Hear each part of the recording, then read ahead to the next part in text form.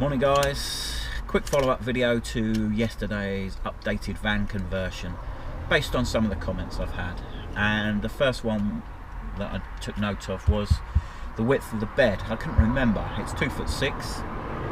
I've got a tailgate, which is not quite so common in these caddies as opposed to the split 60/40 I think rear doors. So in a moment I'll show where the bed comes to.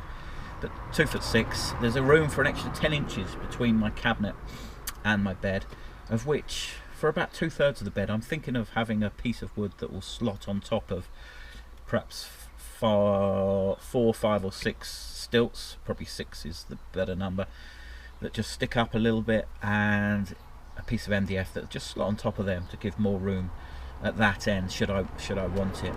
Anyway, I'm going to cut here, go round to the back and show you the dimensions of the bed from that end. So yeah, there's 10 inches here. So if I had a couple of 2x2s, one here, and maybe 2 or 4 more down there, I could have a piece of wood that slots in to make this bit wider.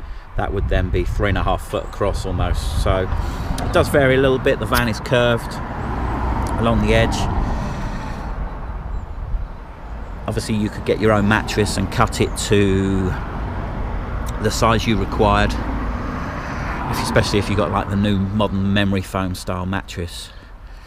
My bed is actually 6 foot long as it is now, and with the extending flap that I showed you yesterday, it goes to 6'6". So plenty of room. You do need more than your height because you need room to stretch out. I'm 5'10", so 6 foot 6'1" is what it is now, and that is doable.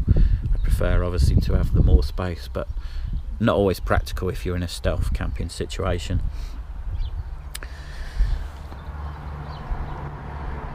The next thing I thought I'd show is the storage sections. I only built 2. The bed was built in a structure which splits it up into 3, but I only built 2, and I really wish I'd built 3, so there was one for the middle section. This is the smaller end section where I keep the food, typical van dwellers, noodles and stuff, but this is absolutely packed, and it comes right underneath this,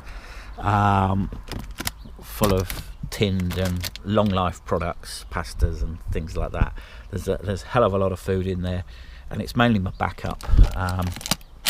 I don't always access it. I buy a lot of food as I go, but I've always got this, and I will start to shift through some of this. So this end of the bed is purely for the storage of food, as well as some is under there. Now this end of the bed is a larger flap that comes off. I haven't bothered to hinge these or anything. I suppose I could. It's where I keep the loo, and another comment that was made was the loo could be used in position. Yes, it could. Exactly that. If I take this out, this is actually a tray. It's ideal for do a lot of walking, for soaking the feet at the end of a long day's walk. But this, yeah, that could be used in that position if required. What's that? That's the loo roll. Still got its wrapper on. It's a Thetford cube. It's a very small one. Some people prefer a taller toilet, but I bought this, and bearing in mind that the height of the van is quite restrictive, so that it would fit underneath, and I designed the bed so that it would actually cover over this. It's not something I want to keep on the passenger seat or in the footwell or out. There isn't a lot of room in this van, and so it had to be concealed.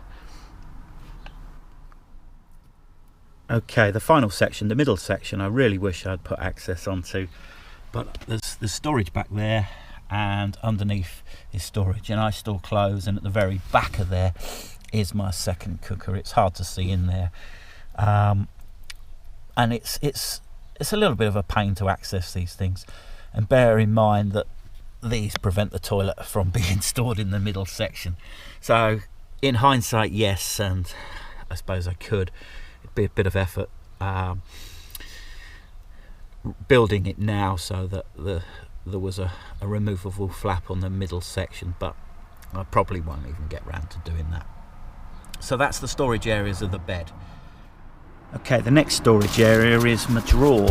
I didn't show the contents of this yesterday.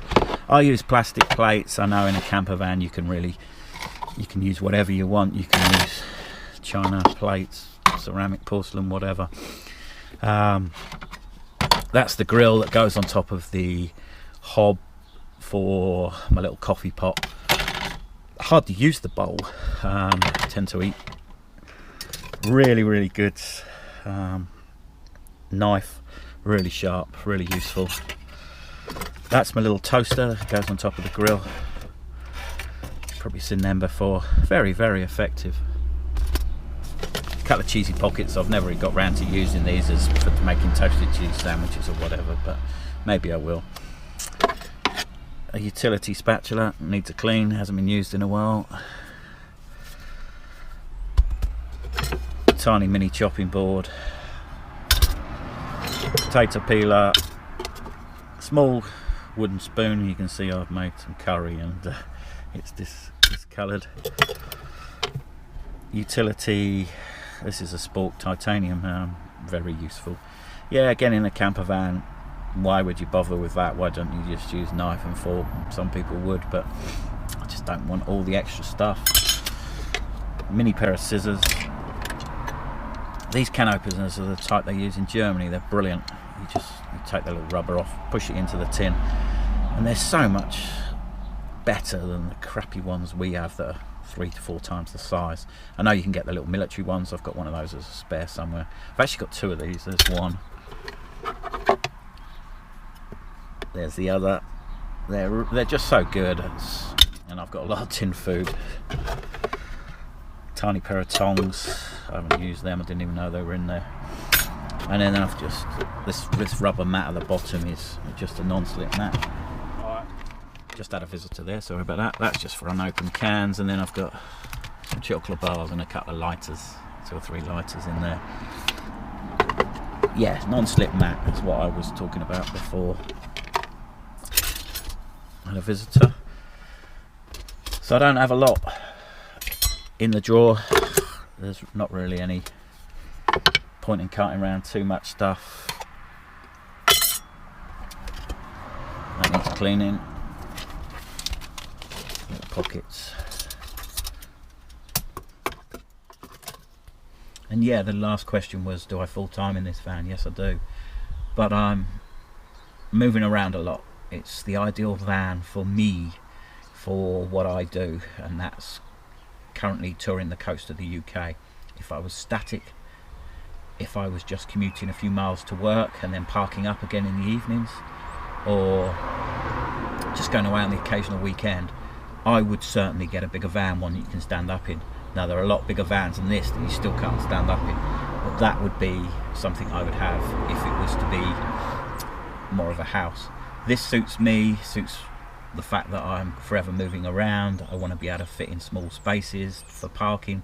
I want to park stealthily and discreet, and everything's to hand. Everything from my central seat here, I only have to shuffle around a tiny little bit and everything is to hand. It is over a lot of trial and error over the last 5 or 6 months. Well, since last summer, to be honest. It is exactly what I need and how I need it. There are other things I've got stored with a friend's garage and my parents' loft that will come into play in the summer, certain summer things perhaps. But for now, this is exactly how I need it. On the budget I had as well, that's to be bear in mind. I paid only just over 2,000 for this van, and it was only 6.5 years old last year, so you know, I'm extremely happy with it. Seems reliable so far, touch wood. Another question was asked was about this unit, this kitchen unit. It was a desk. I bought a cheap online desk from Amazon. It's crappy wood that's laminated. It's not particularly heavy. I have no problems with the weight of my stuff in this van, even though the bed is solid. I would imagine I use 12mm MDF for the top of this bed. The van, I get just over 50 miles per gallon. It's not a turbo diesel, it's only an SDI. And on my trips, I don't get quite as much MPG because I'm only doing 20-25 miles a day. But I'm still getting 45 miles to the gallon. and that's really important. I'm going to be doing thousands and thousands of miles this summer, and it's really important that I keep the costs down. Yeah, do I live in this van? Is I do, and I love it, and I love the lifestyle I've got this summer.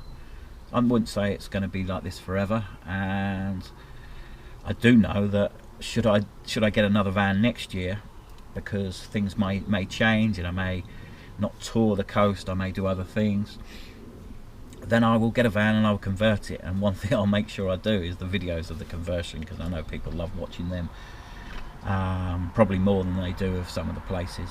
Now that's a mixed bag as well, and I will continue to do a mixed bag of videos. It'd be nice to do a day in the lifestyle thing where I show you bits from all the day. It's not always practical, and sometimes I'm off out even before I even think about videoing things. But anyway, hope this little more detailed tour of the van and answering a few comments has been helpful. Cheers guys, thanks for watching.